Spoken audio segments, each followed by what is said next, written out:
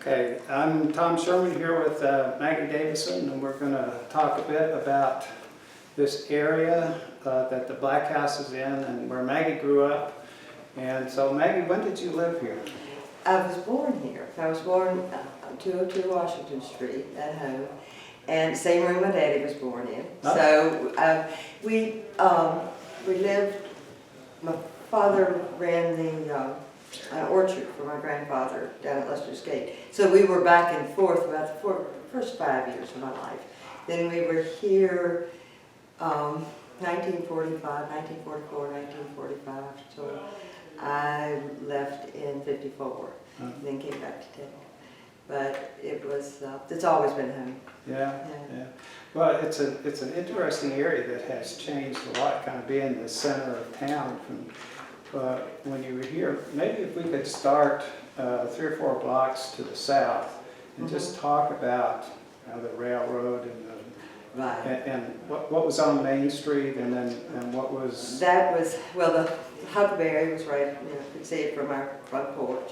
And that's obviously the cadets marched by there every time were going to a football game. And the Hidey Tidies came by every day, just for practice. That was wonderful. Well, the stores on the corner where Kincaid Square is, was the Esso station, run by Rosser Smith. They were fixtures. I mean, and then Dillon's grocery was the Brownstone. And so you saw them every day. You went in, and I was always sent to the store. So I mean, they knew us, and we knew them. And then Oakey's was, of course, across the street, and in between Oakey's and the Esso station was a little cottage, and that's where my childhood friend lived, and Ginger Linkus, and her mother was Phoebe Linkus, who was librarian at the high school for 30 years. So when you're talking about Oakey's, you're talking about this building, Yes, Oakey's Funeral Home. Yes. Yeah. And so that was almost directly across the street. And so there was a house between this house and the Esso station. And the Esso station, yeah. It was a little cottage. It was a sweet little place. And that big backyard down to Water Street, and of course, it was a Water Street. The creek was open then, and that was a fun place. There were 2 on the Connor property and I think on the Oakey property, or the funeral home property. There were 2 springs. They were spring houses, beautiful stone for spring houses. So I don't think they were used at that time, but still they were picturesque. It was a pretty neighborhood. Let's see, I'm trying to think of the other places. Of course, our favorite place was the 5 and 9, down on the corner. I don't even know what's there now, down on the corner of Main and College, and that was that was always a great destination. But was that Rose's? It must have been Rose's, but it was before. It was the first one that it was right down there on the corner. You could enter 2 ways. You could come in from College Avenue, but. So it kind of wrapped around the drugstore. drugstore. It wrapped around, yes, and then the drugstore was right there on the very corner.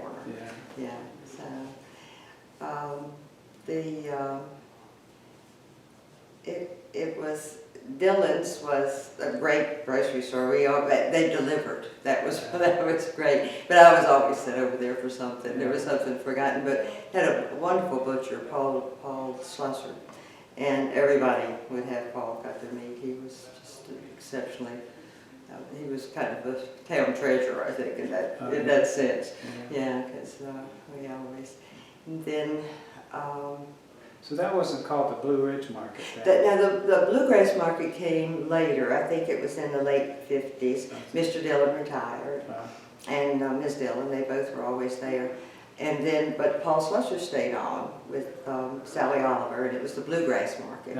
And that's when I was raising a family on Washington Street. So so it was kind of nice. My son used to be sent over there a lot. Following his mom, huh? Yeah, exactly. But the Now, what was that Five Chimneys? Five Chimneys. You know, I don't know the origin of that building, but A.G. Smith, when I was growing up, A.G. Smith lived there, and Miss Smith. A.G. Smith was, and you go in there now, and there's a wonderful portrait of Joni Pinkowski did of A.G. Smith, and he's in his work clothes. But when I was growing up, I saw him like that all the time, but when he went down to the post office to get his mail, and then, you know, of course, they'd always pick up, they didn't deliver mail then, so we had to go to the post office. And he was always in his gray suit, and I can remember his hat, and a hat, always a flower in his lapel. He was quite a dandy, a delightful man. He was a wonderful neighbor. He and my grandfather would go hunting together, and he, I remember when I had a project for 7th and 8th grade science class, he took me and told me every tree, the name, never would use a common name, always used a botanical name. He was quite a treasure. He was another one of those. And on the corner beside the house, upon the corner across the street, were the Underhills, and I think he was in the entomology department.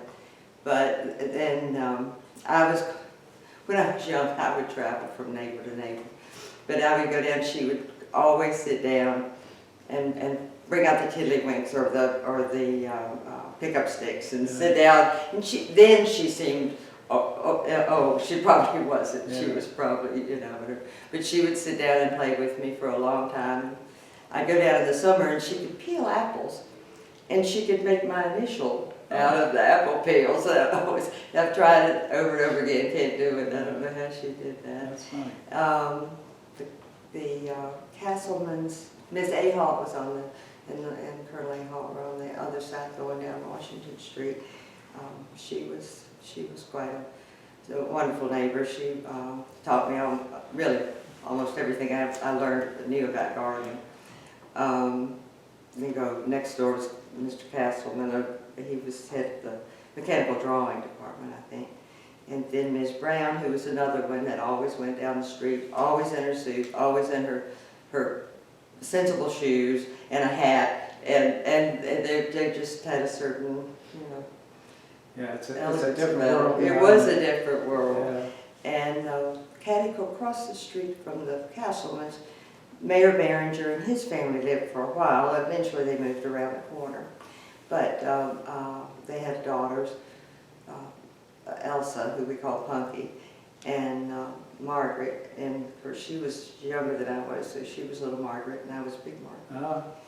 So, and then I think the Alberts lived next door, and then the Hendersons on the other side, that other side of the street. We were allowed an incredible amount of freedom. We would just be let out the door after breakfast. You came home at 12, and the whistle at the powerhouse was what dictated our day, because it blew at 12, and so we'd come home for lunch and then go back out, and it blew again at 6, and we came home for dinner. But we really did have a tremendous amount of freedom. Everybody knew us. Yeah. You know, we didn't have to worry about it. And all of those houses are still there on Washington Street? Yes, they are. They're all Five Chimneys. You know, I don't know the history behind it. I think my grandfather thought it was one of the older homes in Blacksburg, but A.G. Smith loved that house and took beautiful care of it. He had a maple tree. I don't know, it's gone, but it was magnificent. He just made sure it was taken care of. He had that amazing garden with all the different rooms. Must have taken forever to get that together. Oh yeah. He did. He had been. I think his family were florists in Petersburg. Oh. So when he moved here, and he was in the horticulture department, and he was I think at that time was an organic gardener. He had a great big wire leaf pile, and everything went in that, and that's what how he grew. There was always a competition between he and my husband is who'd had the first tomato. So he was amazing person. His wife was she was much more reserved, but very lovely.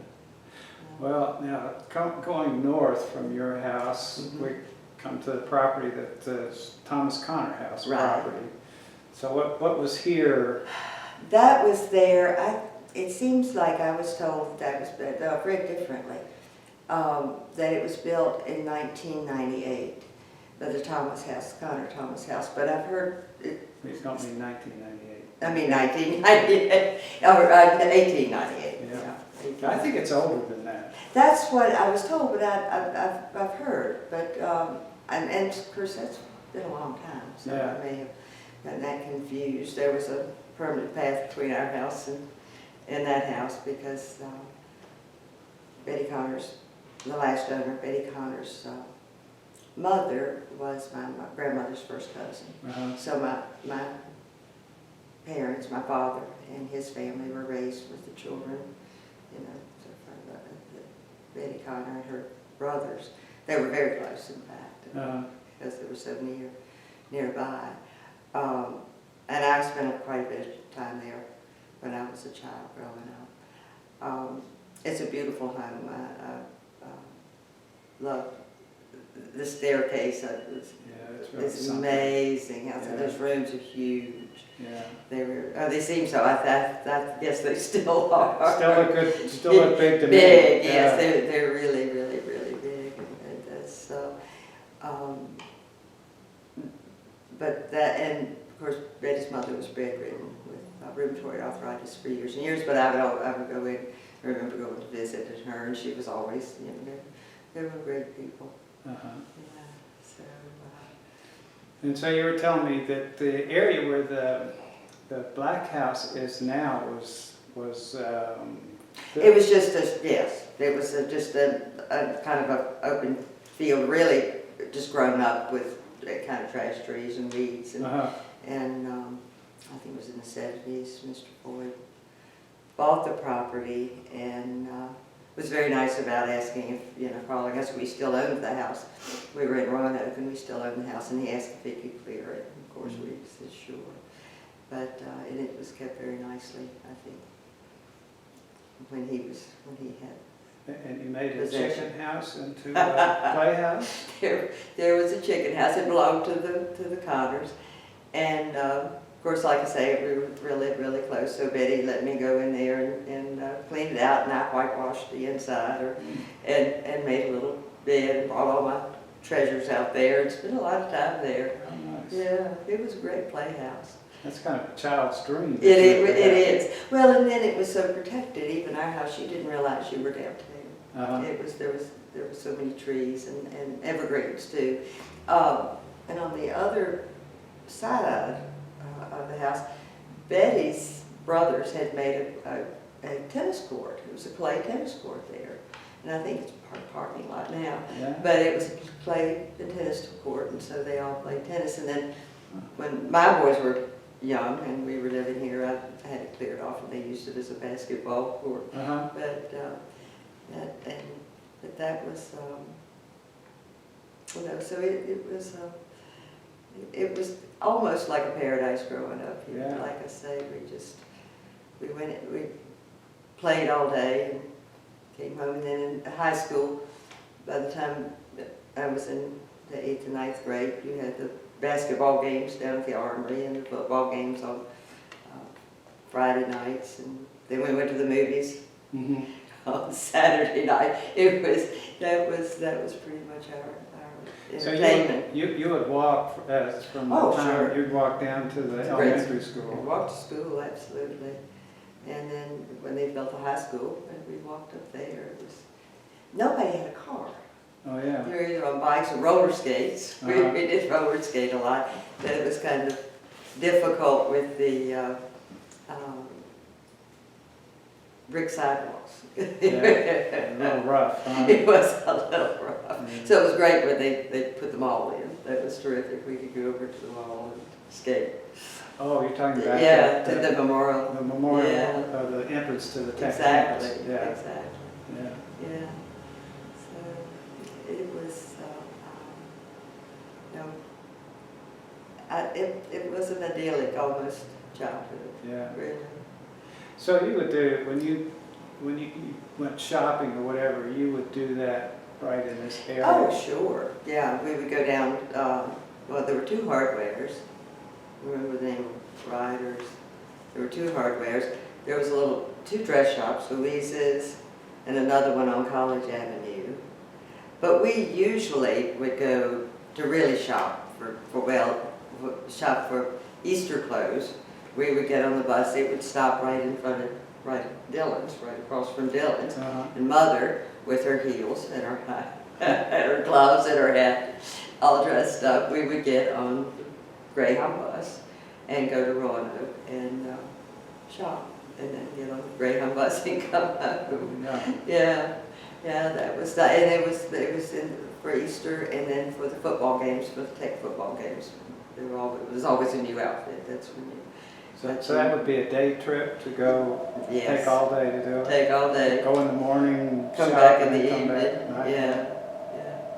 So that was kind of the fall and spring and fall ritual. Then you usually get one good dress, and that would. How many do you need? That's you did with a lot, you know. Yeah. Then you didn't have to have a whole lot, but the dress shops in Blacksburg were really, really nice. The drugstores, and that's another thing, you know, the drugstores were a place to hang out, Yeah. and we had 3, and that was always after school. Yeah, that was when you could get a soda or a Coke or. They had those wonderful ice shaving machines Yeah. that they don't have anymore. You get the orange, the orange and lemonade drinks, and they were wonderful. I think there is in Salem. They still have one of those old ice shaving machines. Yeah. You can get a lemonade in the summer. It's wonderful. Somehow it makes it colder, Oh, doesn't I it? know. I don't know. This doesn't taste the same. Yeah. You know, now. But yeah, orange and a pack of nabs. That was. But You better say what naps are. A lot of oh people Lordy, don't know what oh naps dear. are. Well, they're peanut butter filled crackers. Yeah. Yeah. And different flavors, cheese or plain. Yeah. I'm a little bit after you, but one of the things that was very common when I was growing up, so I'm about maybe 10 years after you, we used to get a Coke, you know, and it came in those 6-ounce bottles. Yes. And then you get a pack of Lay's peanuts. And you Yes. pour those into the Coke. Yes. Yep. Oh I yeah. don't know what that would be like now, but I that was haven't tried that in a long Yeah. time. Maybe we did it's that. kind of a funny drink. But, it seemed like it was a real popular thing to do. You'd spend like a dime to do that. Oh heavens! I think yes, I know. I thought when Cokes went up to a quarter, I thought I'm just not going to drink them anymore. Yeah. It was just. I think a nickel. Of course, and then with the knee highs, and that's where we'd stop at the Esso station and get our knee highs and grape bets. And, Now, between Draper, which you call Water Street earlier, Right. just to make sure people Right, know it is, that exactly. Draper used to be called Water Street, yes. And it was called Water Street because Oh, well, Struvel's Creek, right there. we had a creek coming Right. south to north, Right, and we had creek from the other over side, there across Main Street, from the Clay Street Spring. exactly, yeah. And then there was one coming from that direction too, wasn't I there? think Or is so, that further south that north? may be, there, I think there is, one runs under the William Preston Hotel. Yeah, yeah. Yeah, I think still does. And that may be, I know Struble Street runs at some point through Blacksburg, all the way down to Price's They all converged down there. Do you remember, I mean, all that was open, that must have been a really wet spot where all those creeks came together?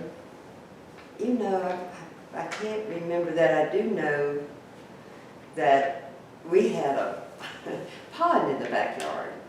And A.G. Smith told me that it dried up when they started blasting down on the campus. So I don't know how that, how that changed other, the other water. So it was a natural features. pond, you didn't have? No, it was made, I think it may have been a natural spring that fed it. And then they built a little fish pond in the backyard. But, yeah, we played in the creek all the time. We weren't supposed to, but we did. Yeah. The pond, the duck pond, I don't know, is that where it all meets? Well, that's where it all comes out. Out, comes out, yeah. But they, the creeks run, there are two creeks, I think, that run below where Sharkey's is, and then it goes Right, below exactly, that's the only, building. right, exactly. And so somewhere It all, in there, it comes together. Remember, there used to be a pond with the old University Club. CEC, yeah, below the University Yeah, Club. yeah, absolutely. And there, that was also part of growing up. That's where they would have birthday parties, and then when we got a little older, they would have dances. And everybody, when they turned, at the summer after the 7th grade, much to the chagrin of the boys, I think, had to take dancing lessons from a lovely lady, Miss Owens. And so we all took ballroom dancing. And so then after that, the parents would give dances at the University Club. Yeah. So that was one of the big events that we had to look forward to. I forgot about the dance lessons. Did you have to take dance lessons? Everybody did. I know, I remember Miss poor little boys. Miss McGee, she was the one who They gave everybody went to her house. She had a big place in the back. to go take. And we go in there and we take dance lessons. And did you have to wear white gloves? No. We had to wear white gloves. Oh, the girls did. I've forgotten about whether the boys did or not, but patent leathers and anklets. I think it was pretty casual for us until you kind of had a, I don't know, graduation sort of thing, a last dance thing, and that was kind of a big deal to reach that age, I think. To be 12 years old. Yeah, that was. So did you go all the way through high school here? No, I left in '54, went to Alexandria, but came back to Virginia Tech and to school. And after that, then when I was married, we moved into the house on Washington Street, and that's, of course, had the same neighbors. Yeah. By that time, the Hills were living in the house next to A.G. Smith, next to Five Chimneys. He was postmaster, and his son delivered the mail. We didn't have to go to the post office to get our mail. That was something we did every night. We always went to the post office, and of course, on the way home, and you'd chat. I'd always accompany my grandfather, and everybody would stop and talk, and my grandfather would set me up on the wall in front of a funeral home and have me sing Pistol Packin' Mama for his friends. He'd give me a nickel if I would sing Pistol Packin' Mama for his friends. I wouldn't want to do that. I can't imagine. Because I thought I was a shy child, but maybe not. But yeah,